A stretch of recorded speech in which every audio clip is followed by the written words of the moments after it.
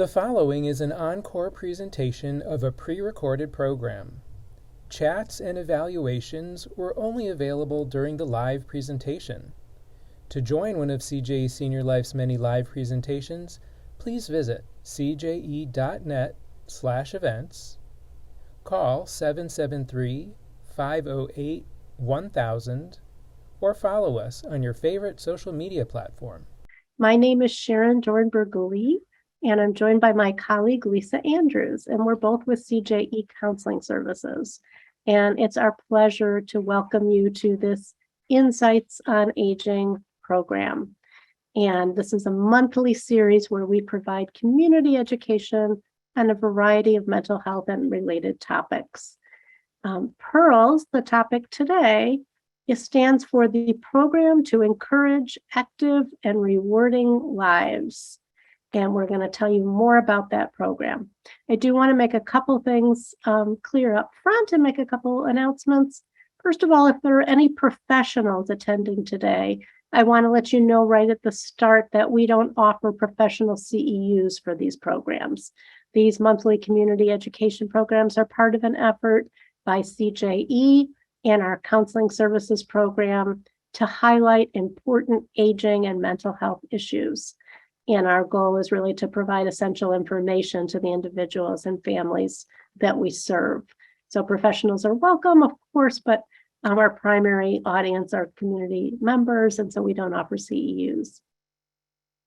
Please be aware that all Insight on Aging programs are recorded and will be available on our website. So if you provided an email when you registered for the program, you will be sent a follow-up email with the link to this recording on our webpage, as well as the slides from today's program that we're going to be going through. It does take a long time, even up to several weeks, for the recording to be prepared and posted to our website, but the email with that link will be sent today or tomorrow. Since this program is being recorded so that we can share it publicly, we have used higher privacy features. So your live participation will be anonymous. Your image and name will not be shown in that recording. You will not be able to see other participants as a result, and we can't see you, unfortunately, in the webinar format that we're using. So that's where we're going to use the Q&A feature. You can questions there anonymously, and we encourage you to use that Q&A feature at the bottom of your screen to ask questions of us today. We did disable the chat feature, which you might be used to using in these Zoom programs, but just to kind of keep everything in one place and make it a little bit streamlined, we've disabled the chat, and we just ask you to use the Q&A feature today at the bottom of your screen. We also want to make you aware that we've enabled the auto transcribing and closed captioning. And in order to use these features, you may need to turn this feature on manually on your computer or other device that you're using today. So you can do this by selecting the little icon, usually on the bottom of your screen, that says CC Live Transcript.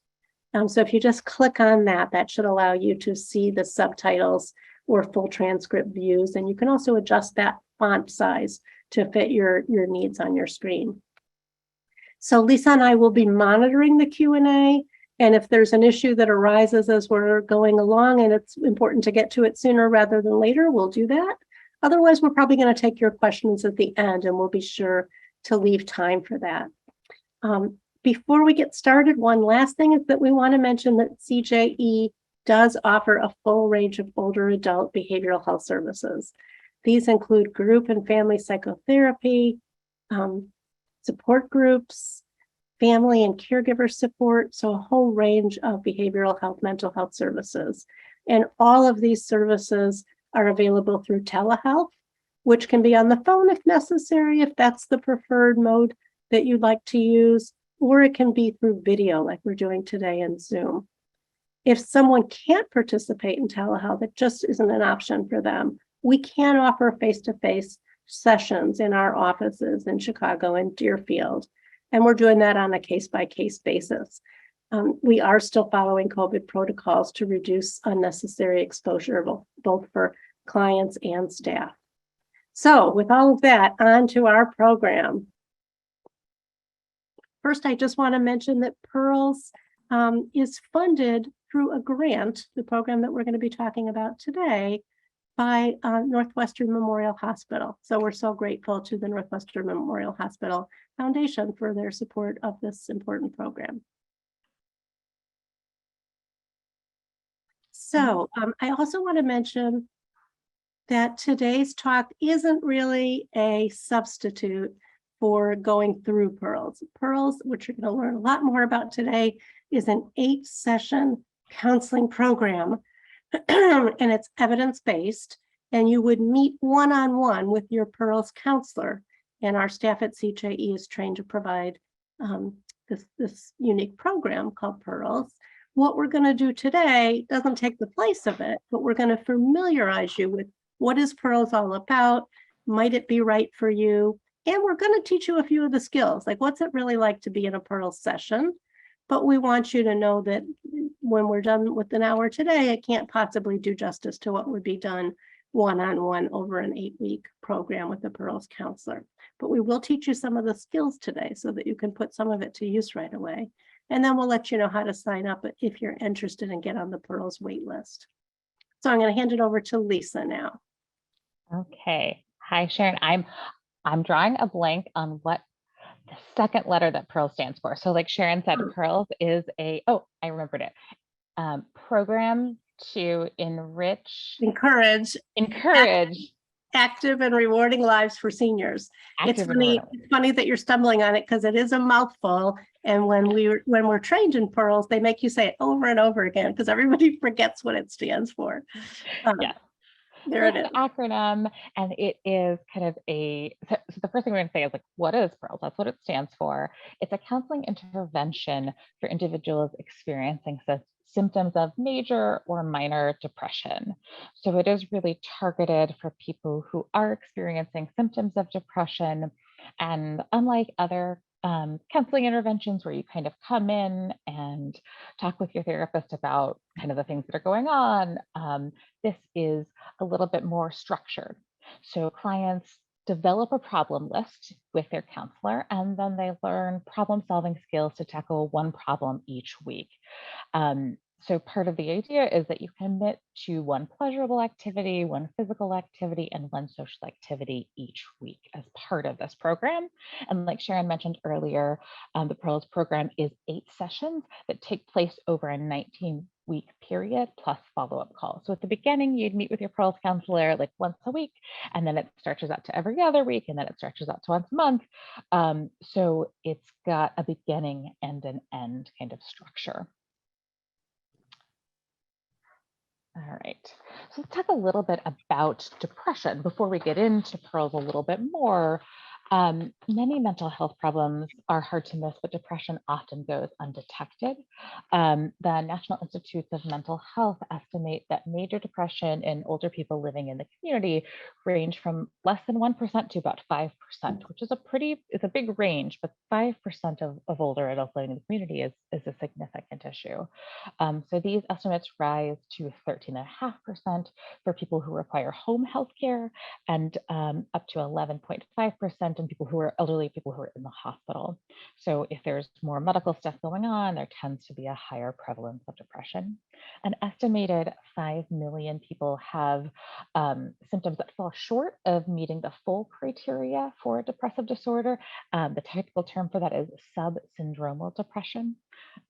Just means that you've got some symptoms of depression, but your therapist couldn't really diagnose you with major depression. And this kind of subsyndromal, subclinical depression is especially common amongst older adults and is associated with an increased risk of developing major depression. So if left untreated, it could get worse and become major depression. So again, this is some more data about older adults and mental health statistics. And it's important to note that actually these statistics that we're giving you now are pre-pandemic. So we also anecdotally believe that this has increased since the pandemic. But in general, Americans age 65 and older are unlikely to receive negative mental health treatment for a lot of different reasons. And older adults were, in this specific study, were 3 times less likely than younger adults to receive outpatient mental health care. So less likely to, like 3 times less likely to see a therapist. Only 2.5% of older adults reported using any outpatient mental health in the prior year versus 7% of people under the age of 64. So what are some of the signs of depression that you that might signal you that it's time to talk to somebody about it, maybe to inquire and think about a program like Pearls or another counseling program? Feeling sad, empty, or irritable much of the time. I think we underline irritable because I think sometimes people don't sometimes see that as a symptom of depression, but sad, empty, or irritable, loss of energy or fatigue, difficulty sleeping, so sleeping too much, having trouble falling asleep, having trouble getting back to sleep after you've woken in the night, loss of appetite or eating too much, any major changes in appetite, loss of interest in activities that someone used to enjoy called anhedonia. You're just not feeling the stuff that used to make you happy. Feelings of guilt, worthlessness, or hopelessness. We can go to the next slide. Sorry, Oh, one no moment. problem. We're getting there.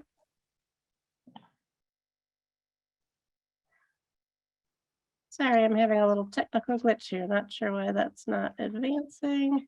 Oh, there we go. Yeah. Difficulty concentrating, and then somatic symptoms. So somatic meaning like symptoms in your body, feeling preoccupied with aches and pains. So that can be a signal that your body is telling you that something's going wrong. Difficulty concentrating or making decisions, withdrawing from others, kind of isolating, not wanting to do things, and then sometimes statements about wanting to die or kill oneself, suicide attempts, thoughts that you'd be better off dead, things like that. And so those are some of the real signs that you may want to talk to a doctor, talk to somebody, maybe seek some support. So to get back to Pearls, I'm gonna advance. Oh, sorry for the delay there. I'm having a little glitch. There it goes. Oh, there we go. So Pearls, like we said, is a structured intervention. There's 8 sessions, and it's based on this idea, this larger kind of modality in counseling called problem-solving treatment. We'll call it PST. So really, problem-solving treatments like Pearls take a common sense approach. There are steps and a process that makes sense. You can kind of see the beginning, the middle, and the end. There is an end date to it. And so often a brief period of implementation. Pearls lasts for 8 sessions stretched out over a couple of months. Within that defined time frame. And there's a lot of focus on the here and now. So in other types of counseling, other therapists may want to know more about your past and family dynamics and things like that. Problem-solving treatments like Pearls, you'll be identifying what you can do today to address the current problem. So it's very here and now focused. Although some of those problems may have roots in the past, we're not necessarily talking about them, but focusing on what you can do now. Based on the feedback and studies that have been done about Pearls interventions and other problem-solving treatments and therapy, there is high participant acceptance and satisfaction. Some people really like to have this idea of a beginning and an end, of going through it with someone having steps, laying it all out so that it makes sense and you know where you're going. And the approach is really collaborative and empowering to participants.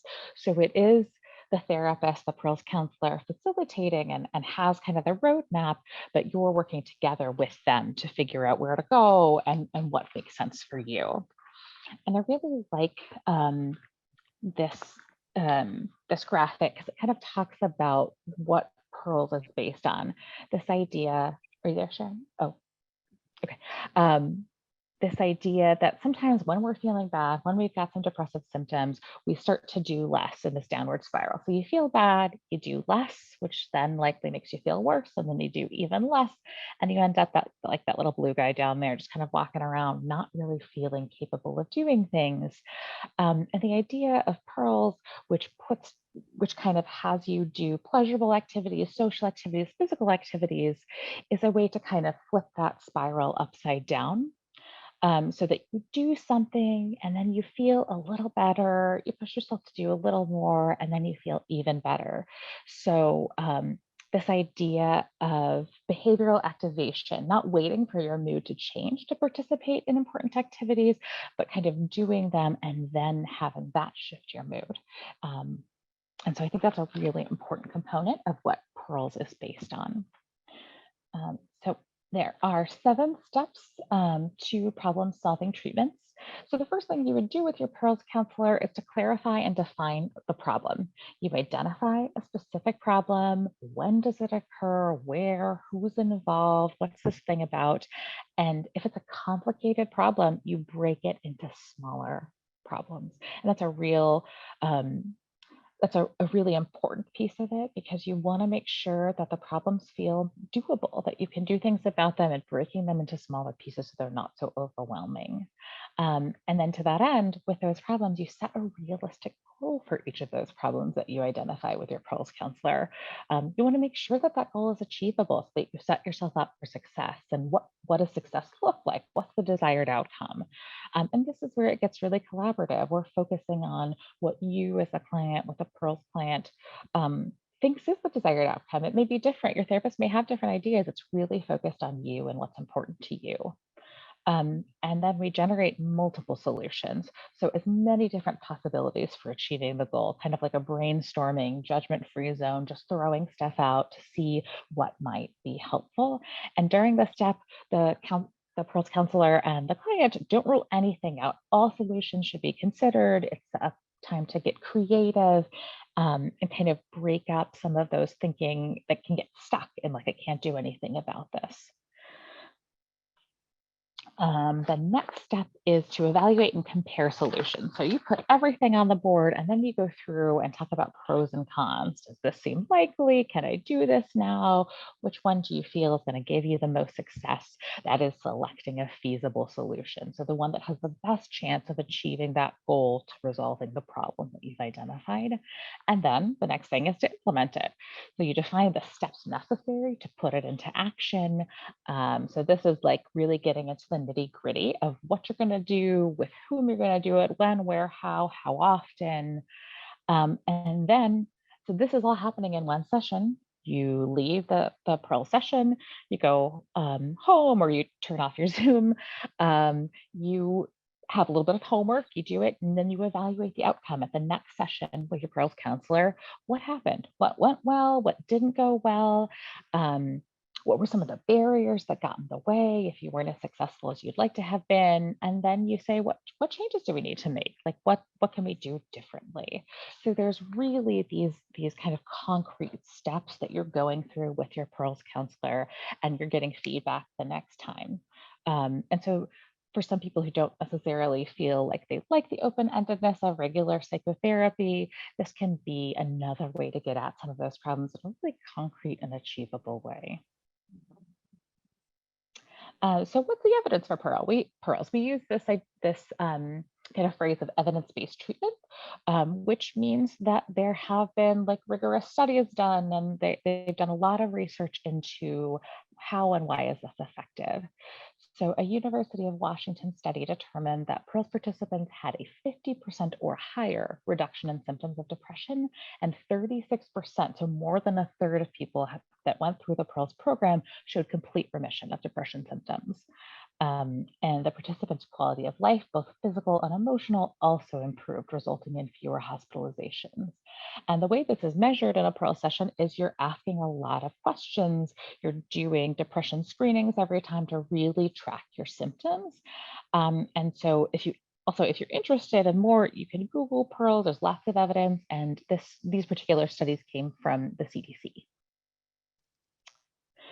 So then this all sounds great, right? Maybe it's appealing to you. So how do you know if Pearls is right for you?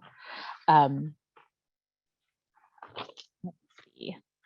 So one of the things that we're going to do is Sharon is going to launch a poll where we're going to ask these questions. This is one of the screening questions, one of the depression questions. And the way, sorry, the way we're going to do this is what we do is we ask 2 questions to decide if Pearls is right for somebody. And so I'm going to do it as a poll. Right. And the way this is going to work is it's going to come up as a question on your screen. And then you're going to just answer it, yes or no. And you can answer honestly, but it's anonymous. It's not going to be attached to the name. So when this question pops up, here it is.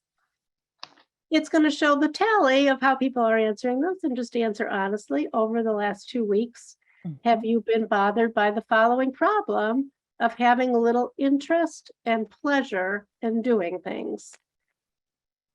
And I can see it as it's working, but I don't think you can see it. We're new to polls, so this is a new feature that we're adding just to make it kind of fun and interactive. It's funny, we can see how many people have answered. So 55% of people answered. We'll give you another couple of seconds to answer if you'd like to. It's optional. And I'm going to share the results here. And folks should be able to see that. I probably ended it a little prematurely. I'm sorry about that if everybody didn't have a chance to put their answer in. But you can see that we've got 40% almost saying yes. They've been bothered by the problem of having little interest or pleasure in doing things over the last couple weeks. And that's not super surprising, right? We're all going through a really hard time right now with this pandemic. And so while you would normally expect a lower percentage of people to be struggling with that, right now we're going through a collective trauma. Really is not too strong of a word as a society. Both the pandemic and the multiple other stressors that you all know that are going on right now. And so that's one of the 2 screening questions, is that can be a symptom of depression, right? It's just having less interest and pleasure in doing things. So now I'm going to launch a second poll, which is the second question that we ask. Over the last 2 weeks, have you been bothered by the following problem? Should say problem: feeling down, depressed, or hopeless? And I'll give you more time on this one. Sorry, I rushed that last one.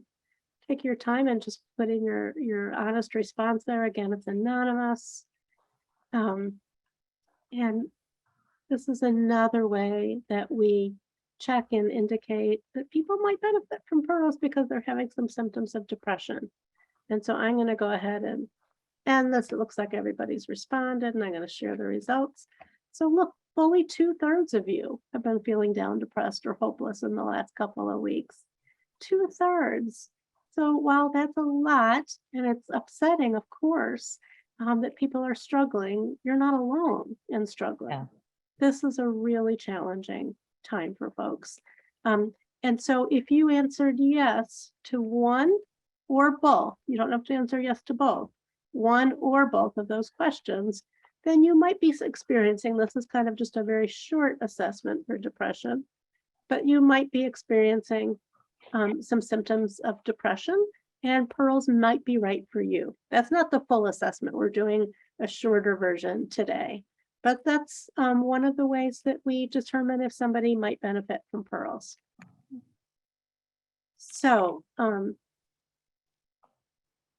so that question, is pearls right for me? So maybe you've kind of to yourself answered yes to one or both of these questions, and you want to kind of think about what to do. So know that pearls is billable to insurance, just like other kinds of psychotherapy.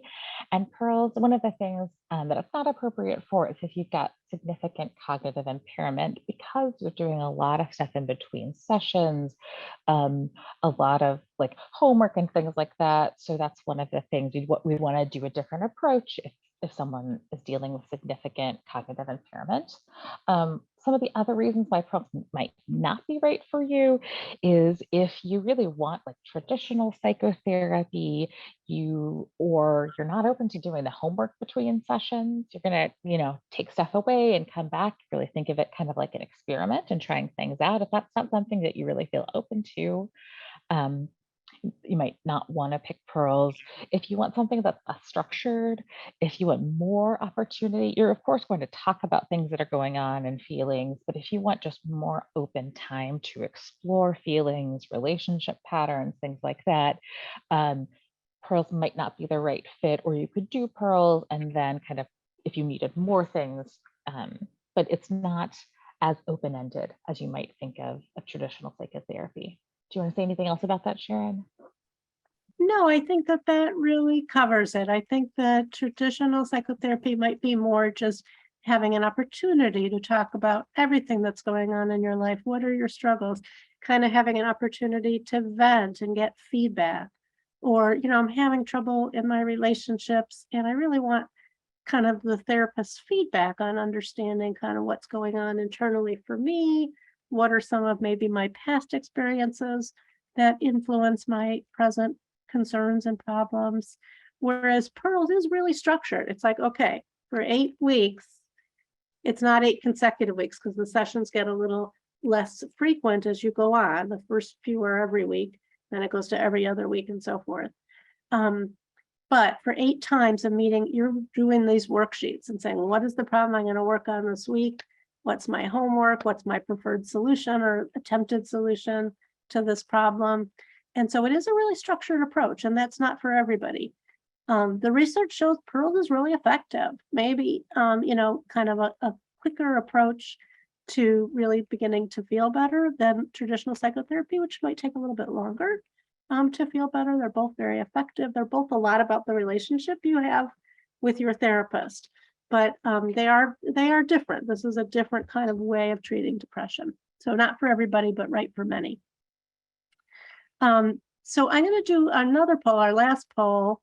And what this one is a little bit different. This one's kind of just for fun. It's not really asking you necessarily to give your real problems. I just made up a little list of, problems that could be on a problem list to give you a sense that when you are doing a problem list, which is one of your first tasks with your Pearls counselor, you're going to come up with a laundry list of things that might be bothering you. And so I'm going to put this up there. And these may not be the problems you're experiencing. This is kind of just a hypothetical long list of problems.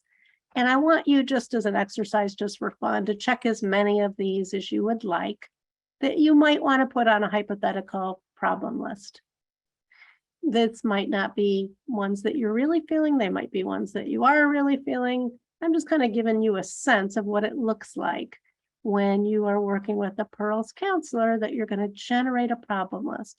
As Lisa said, it's a brainstorming session, and it might include things from major things like a loss of a loved one that you are grieving and how you're going to cope with that, to little things like I need to, deal with that stack of paperwork in my house that I've been putting off.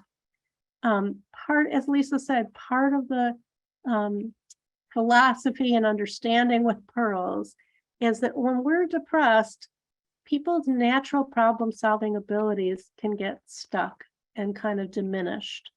And when you don't solve problems, just as Lisa said, sometimes the more hopeless you get.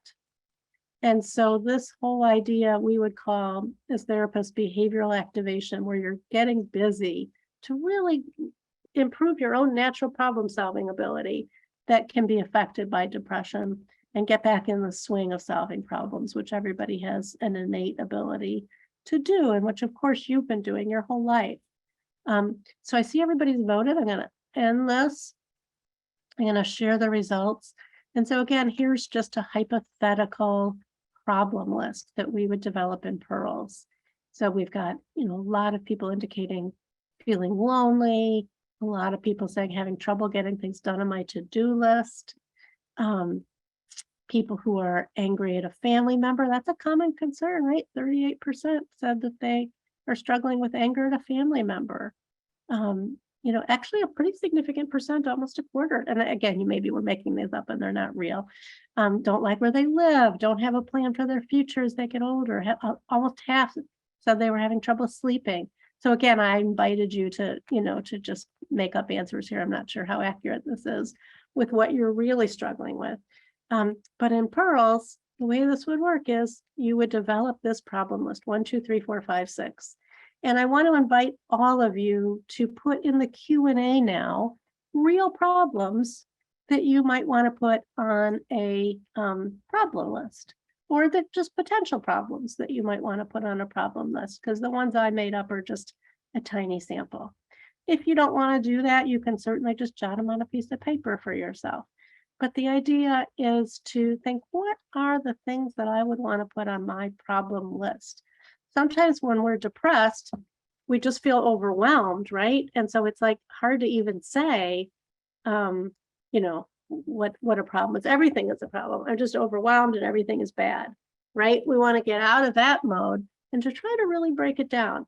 What are some of the specific things that people may want to have on a problem list? I'm going to take a peek at the Q&A, and I see there's some other questions here. So somebody put in, not feeling valued by others. What a great thing to go on a problem list, right? And so we can get from the very specific, not sleeping well is another one. That's a huge problem with depression. And with depression, really not sleeping well is considered the cardinal symptom of depression, but it's sort of a chicken and the egg thing. I think sometimes when people aren't sleeping well, it contributes to depression. So sleep is a huge thing. Stress at work. That's a huge thing that's so common for working people, is feeling stressed at work. And somebody said that they had to put their beloved best buddy, their dog, to sleep 2 weeks ago. I'm so sorry for your loss. And pet loss is a very real type of grief that can be just as hard to get over as losing a loved, human being. And certainly something that you could make a plan about. How am I going to recover from this? How am I going to honor that relationship with my pet? How am I going to move forward with life slowly to begin to experience pleasure again? By the way, I just want to, without getting off on too much of a tangent, I also think pet loss is sort of what I would call a disenfranchised form of grief. Because when a person dies, we have all kinds of rituals and people come over and they bring food and we're not expected to go to work and all that stuff that happens. But when you lose a beloved companion animal, it isn't really honored in the same way sometimes. So that can make it even harder to get over. Somebody said anxiety related to planning for retirement. And I see some other good questions are popping up. Whoops. I think I might have messed up everybody's view here. Let me try to fix that. Sorry about that. I see some other unrelated questions are popping up that we will get to at the end. We should have plenty of time at the end here today to answer those questions as well. Somebody mentioned that they're worried about their cat's health. So that's another one of pets who are not doing well. That's so stressful. Caregiver stress, that's a huge one, and even made harder by this pandemic. So those are some excellent examples of things that would go on your problem list. And then we would think about how we're going to approach those. So I'm going to give you a hypothetical problem here as an example of how we use this problem-solving approach in Pearls. So you would generate that whole problem list and just put anything in the kitchen sink on it that may be bothering or concerning you. And the problem that this imaginary person selected that they wanted to work on in the current week, so you'll choose usually a different problem every week, is that they're just alone all the time, spending too much time alone. And so our goal, and we want to make sure the goal is something really specific, is that they want to go out and meet with more people.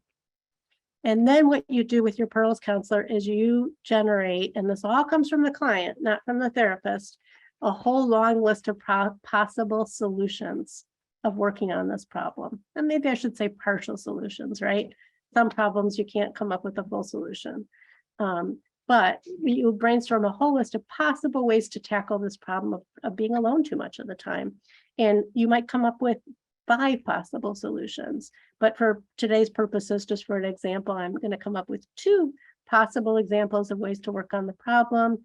And let's say that imaginary client said they could rejoin a senior center. They used to go before the pandemic.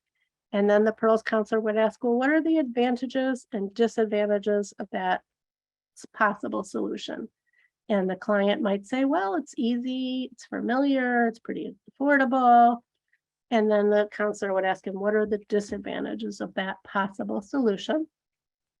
And the person would say, well, I'm still afraid of COVID. I'm not sure I want to go back. And I didn't really hit it off with people who happened to be going to that senior center when I used to go a few years ago. And then the therapist would say, okay, what's another possible solution? And they might say, well, I could call some old friends that I've kind of lost contact with. There are some people in my past that I've kind of just drifted apart, or they moved away. Maybe we could still, have a Zoom meeting or something. And so then you would say, well, what are the advantages and disadvantages of that possible solution?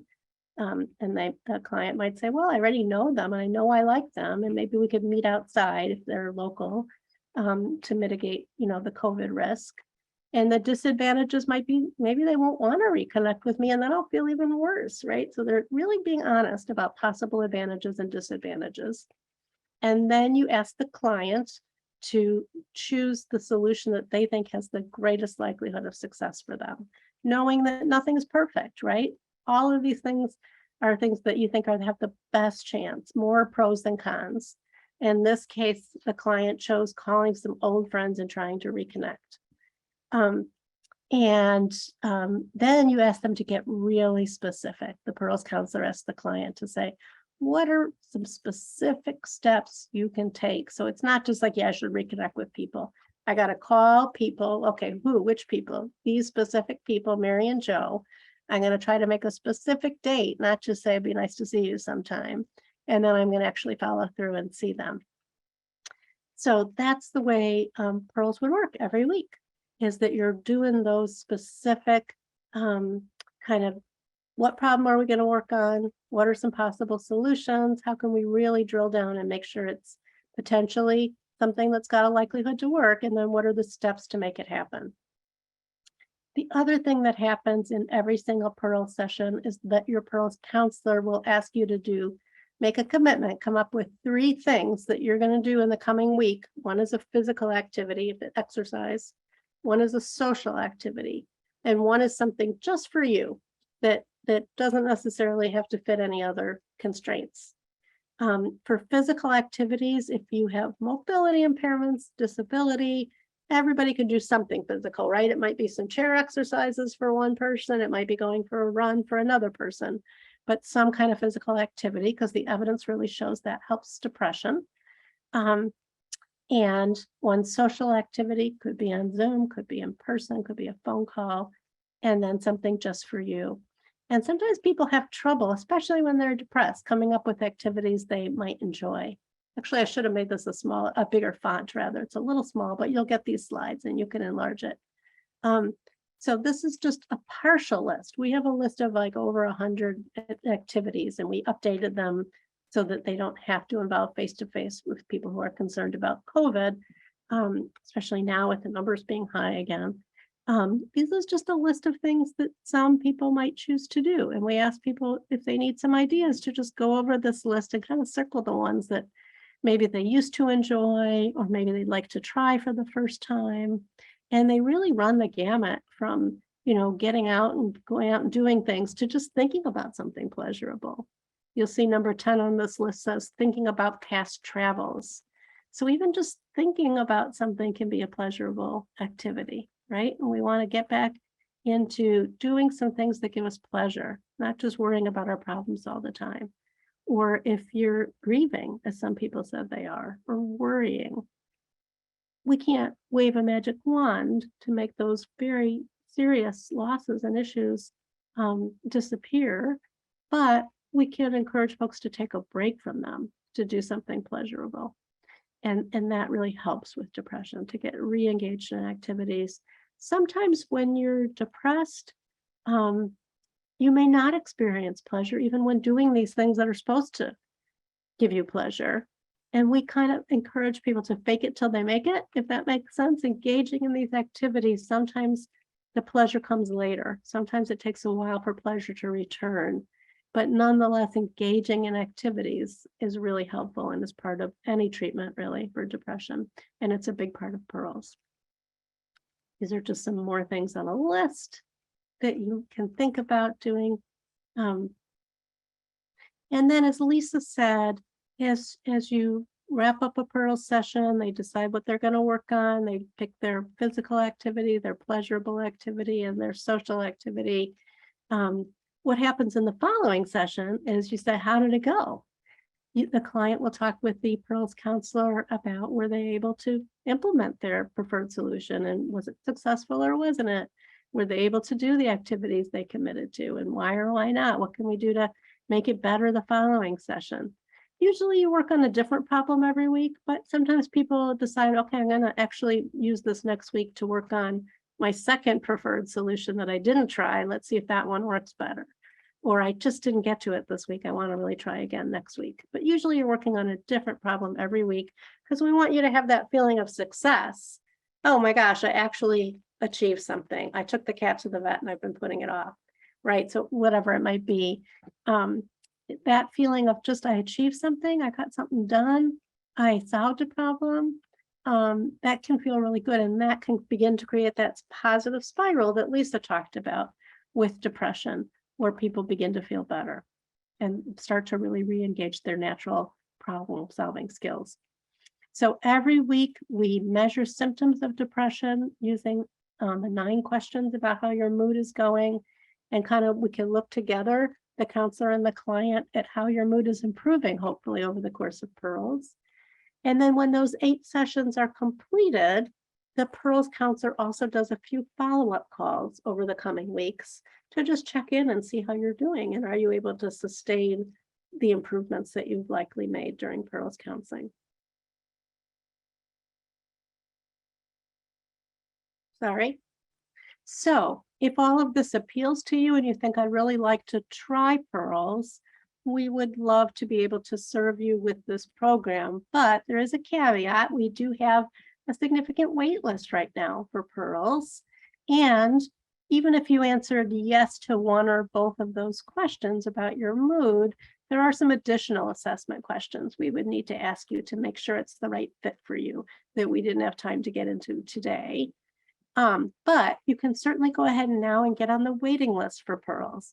And you can call 773-508-1000 to do that and ask for the senior line. And then they can take your basic information to get you on the wait list for Pearls. And we'll be in touch with you to give you a better sense of how long that might take and where you're at on the wait list. And we're adding to our trained staff to provide Pearls with the grant that I mentioned in the beginning. So we're going to have our whole team, before you know it, trained in Pearls. Right now, it's just a few of us who've had this training, and then we'll be able to serve more clients through this program called Pearls. So somebody had asked in the Q&A about whether we have anybody who speaks Russian who can do this program. We do have one staff person who's getting her training now. So very experienced, seasoned therapist with CJE who's been here for years, but she's getting the specific training to know the ins and outs of Pearls. And so that should be available soon in Russian. So yes, we can serve Russian speaking folks. The other thing I wanted to mention, because I mentioned the wait list, is what if you don't feel like waiting around or you're not able to wait around? I wanted to give you some other resources, not for Pearls, but just for emotional support and therapy if you need help right away. So first of all, you can always call us for additional resources. If this is like, I don't know where to go, the CJE senior line will help you with the resources that might have the capacity to serve you sooner, since we have a wait right now. And there's also a new national suicide hotline, 988, where anybody who is experiencing an emotional crisis or a suicidal crisis can call 988, just like we can call 911 for a medical emergency. We now have a national crisis line. It's a national suicide hotline, but it's a little bit broader than that. It replaces that long number for the national suicide hotline, but people with other kinds of crises can also call in, mental health crises, can call in this national number. In Illinois, we have a warm line that's not 24/7, but operates for many hours for immediate support. And just for older adults, there's something called the friendship line, which is really a wonderful service. It's 24 hours a day as a warm line, meaning, you know, it's, I'm sorry, I meant to say as a crisis line. So if you need help and it's an emergency, you can call them 24 hours a day, 365 days a year. If you just want sort of somebody to chat with because you're down and you're having a hard day and you just want some emotional support, but it's not a crisis or an emergency, then they ask that you call between 7 a.m. and 8:30 p.m. Pacific time. So that's 2 hours earlier on the West Coast where they're based. And it's just for older adults. So it's a warm line and a crisis line. And then some more local referrals for immediate help are the Turning Point. It's called the Living Room, and there's 2 of them. One is at Turning Point, which is based in Skokie, and one is at the Jocelyn Center, which is based in Northfield. And this is an alternative to the emergency room. If somebody is really feeling in crisis, but that they're even thinking perhaps about harming themselves, or just really not able to cope on their own, you can drop into the living room, which is an alternative to the emergency room at these 2 locations. And their phone numbers here, as well as their addresses. And we're going to send you these slides. Before we get into your questions, I just want to mention that CJE is celebrating our 50th anniversary of providing services and supports to older adults in our community, as well as their family caregivers. And so we're here for you, and we're happy to be doing that for 50 years. We provide a wide range of services. And again, before we get into your questions, just to remind you that I clicked on the wrong thing here. Our kind of one-stop shopping number for everything is to call our main number, 773-508-1000. And you can ask for the CJE senior line, and they can help you to access all of our services and to answer any questions you may have about resources as well. So with that, I'm going to stop the share. And I wanted to break in really quick, Sharon. Somebody had a question about 988 and translation, and I just looked it up because I wasn't sure. It was a great question about what languages that the 988 new national crisis hotline would be in. So they currently provide live crisis counseling in English and Spanish, and then for any other languages, they use the language line solutions. So where they call and they have, I think it's somebody else on the line translating to provide translation services in over 250 additional languages. You can also text 988, but texting and chatting are currently only available in English. But if you call 988, you can speak to someone in Spanish or English, and they'll use a translation service for other languages. And thank you so much for that question and for that clarification, Lisa. That's an excellent question. Somebody else asked, is Pearls unique to CJE, or is it available at other counseling centers? That's a great question. It's not unique to CJE. The University of Washington State developed this program and are training people all over the country. So there are other Pearls providers, and I don't have a list of them today, but I know the North Shore Senior Center is someplace that has had Pearls counseling. I believe that they continue to do so right in our immediate service area. And if you Googled or called and asked us, we'd be happy to help you figure it out. Pearls, University of Washington, you can go to the main website for Pearls and learn more about this model and other active programs. Let's see, what are some other questions we hear? Is Pearls based on Gestalt therapy? That's really interesting, not to my knowledge. I don't think there's any connection. Are the sessions virtual or in person? Great question. It depends. It could be in person and it could be virtual. We can do it either way. We're seeing most people virtually right now on telehealth, and we're finding that clients really kind of are liking that and preferring that option. But for those where that just doesn't feel like the right fit for you, we absolutely can do it in person in our offices. So it could be either way. And actually, originally, of course, when Pearls was developed, it was pre-pandemic. The program's, I don't know, I want to say 15 years old, I'm just guessing. So it was all in person, but it has been approved by the University of Washington, who's kind of in charge of the integrity of this model and making sure it's still effective, however it's delivered, have approved it for telehealth as well. So it can be virtual or in person. When you compare, I'm reading a question, when you compare this method of concrete problem solving after analyzing a specific problem, probably with more traditional individual psychotherapy, who are the ones for which Pearls is beneficial and who would benefit from a more traditional approach? what kind of person of what kind of problems for each type? Okay, that's a great question. That's a little hard to answer. There's nobody for whom pearls is wrong, like in the sense that your problem doesn't lend itself to pearls. I'm sorry. I might add, that for example, somebody who is grieving a recent loss, in the initial stages of grief, you might just want somebody to talk with on a different level, in a more traditional way, about that loss and about, what the meaning of that loss and grieving that loss. But later, after a loss, you could use pearls to say, I'm just having trouble getting back into life. I don't feel like doing anything. I feel unmotivated. And their pearls could be really effective, right? Lisa, do you want to add? You talked about that already a little bit, in terms of, quite a bit actually, in terms of like who pearls may or may not be right for. I'm not sure if you want to add anything.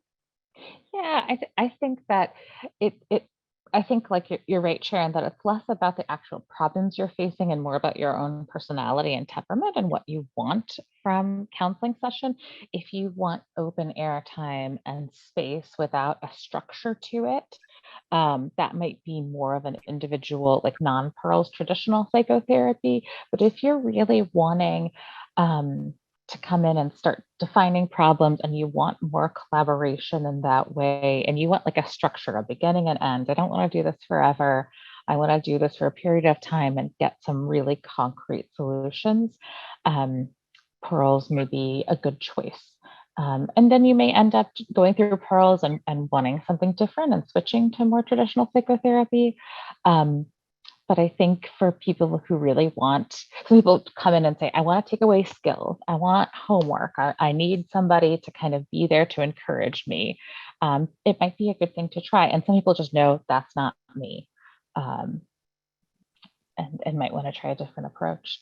Does that make sense, Sharon? I think that answers. Yeah, I think that covers it. I think it's not like there have been studies done and this population is right for pearls and this isn't. Really, the research shows that pearls is effective for a wide range of problems. And so in many ways, it's a question of preference, with the few caveats that we mentioned. For example, if somebody has dementia, this might not be the appropriate fit, where they might benefit from traditional therapy. And when we say traditional therapy, there's lots of different approaches that our counselors use in traditional therapy too, right? We have different kind of tools in our toolkit to help people with different problems. Somebody asked to re-show the last slide with 2 numbers. And I'm not 100% sure this is the very last slide. That's why. No, I know which one it is. It's the one with the 988 number. And Sharon, I can go, I think with all the hotline numbers, one more, that one with the senior line and the other numbers on it, I think. Okay, so I'm so sorry. I was flipping around while you were talking, Lisa. I was trying to respond to that question. And remember that we're going to send these slides out to everybody for whom we have an email. And if we don't have your email and you wanted to get the slides, you can email. Lisa's name is probably simpler than mine. So lisa.andrews@cje.net. And we'll be sure to get you the slides and add that. Let's see, what other questions do we have here that we haven't got to? Are there more, Lisa? We've got one open question, which is, it was just a comment that they got the slide that they needed. It looks like most of the rest of them have been answered as we were going through. So it looks like we may be getting near to wrap up, and we don't have a ton of time left, but if people want to ask other questions, we do still have a few moments. Feel free, if you'd like, to put a question or a comment in that Q&A, if you'd like to. And I'm going back here just because if we don't have any additional questions. All right. What you're sharing, Sharon, I can see your speaker notes if you want to. I can share. Yeah, I was actually just going back to the last slide. That's what I was going to do. There we go. There we go. So we hope that folks benefited from learning more about pearls today. And it is an effective approach for depression. And if pearls isn't right for you, we hope you'll get support in other ways and reach out to us. And again, just to acknowledge that this is not an easy time for folks, and a lot of people are struggling. And people often think, incorrectly that older adults are more likely to be depressed because older adults do have a lot of, concerns and losses as they age. But as Lisa pointed out, the numbers aren't that high normally, the pre-pandemic numbers. It's something around 5%.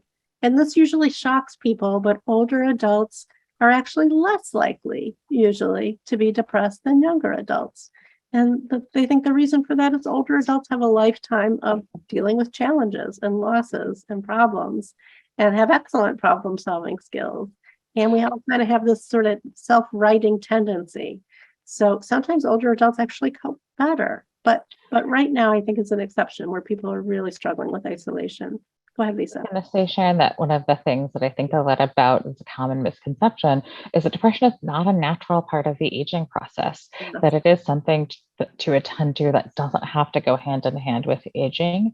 And so it's important to keep that in mind. It's not just because as we get older, things change, that it is something that is always treatable. And I think one of the things we've learned from neuroscience is that our brains keep that neuroplasticity, that ability to change and learn new things throughout our lifetime. It doesn't end when you're a kid. It doesn't end in younger life. You can always learn new things. And that's why I think this problem solving approach is so helpful. Like, yes, you can do this in a different way. And you maybe need some more support because when you're feeling down, our natural abilities to problem solve may just be not what they used to be. Absolutely. Well said, Lisa. So true. So we want to thank you so much for attending today. And as you leave our webinar today, our evaluation for today's program is going to pop up on your screen. And we'd really ask you to take the time to complete the program evaluation.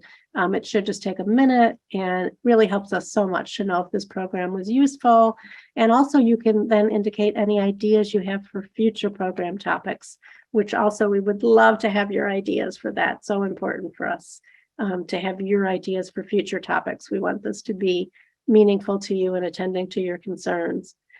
Copies of the presentation today, the slides, will be sent via email, and there'll be a link to our website where this recording of our Insights on Aging program will be posted in the coming days and weeks. So thank you so much for joining us, and we hope this program has been really informative and enlightening. Thanks for being with us.